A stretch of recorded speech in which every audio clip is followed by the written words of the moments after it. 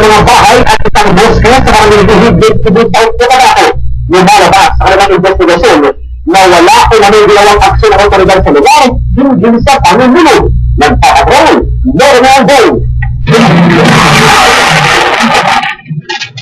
Isang araw ang ginigay ng Pagsangulit ng Project Peace ng Human Rights Action Center, Tiyakat Kawagi, at ito pang ahensya sa Sitio Mutumal, Barangay Bihid, Smith, Cebu, South Cotabato. Ito'y matapos dumulog ang Sultan Kudarat Mayor, dati sa kalbastura ang isa sa mga residente ng lugar, dahil sa unang insidente ng panunulog ng 3 bahay at isang moske na nagresulta sa pagbikas sa mahigit-500 residente. Sa isinagawang fact-finding mission ng grupo na pag-alamang walang naging aksyon ang kumusta sa lantas panunulog. Matagal na rin naman yung pinakot at programa sa National Commission and Indigenous Speakers pero hindi pa rin nabibigyan solusyon. Unfortunately, there was no action taken by the authority, the National Police.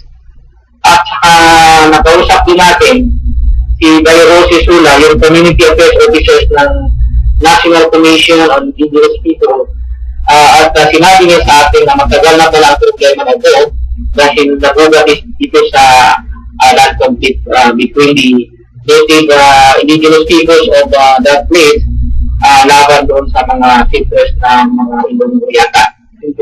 Kasi sinabi rin naman ngayon ang sitwasyon sa lugar kung kaya nagkakapit ang mga residenteng Tidori sa kasunod na naman kung nasa kalaya ng sitwasyon.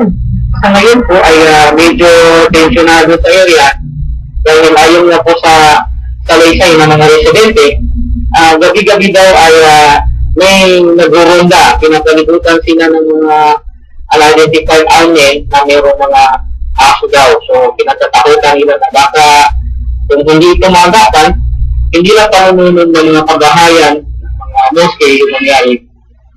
Ito yung pinatatakutan nila baka mag-escalate dito, baka darating doon sa point na meron ng mapatay. Doon sa ginausap ng grupo ang mga lokal na opisyal ng barangay na hanggang maaari ang ginagmahayang barangay na nangyaring panunulog.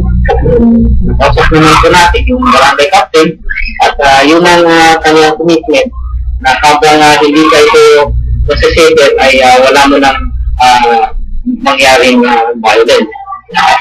Ang nangyaring panunulog ay resulta lamang na rin ang di pagkakaunawaan ng mga residenteng Tidori at matulog sa lugar dahil sa lupa. Isa sa mga hakbang na gagawin ng grupo ay dalhin ang usapin sa isang lugar kung saan nagkakaarap ang dalawang kahit at kinalaman ng National Commission on Indigenous People para siya nagbibigay at pinapahimenta ng gobyerno upang marasunta ang may matagal ng problema sa lugar.